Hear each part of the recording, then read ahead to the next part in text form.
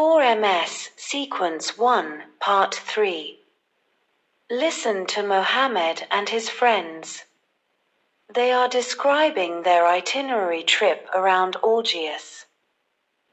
First, we visited Makkah Meshahid, which was designed by Bashir Yells and Canadian engineers. Then, we moved to the Old City, the Kasbah, which was listed as a UNESCO World Heritage Site in 1992.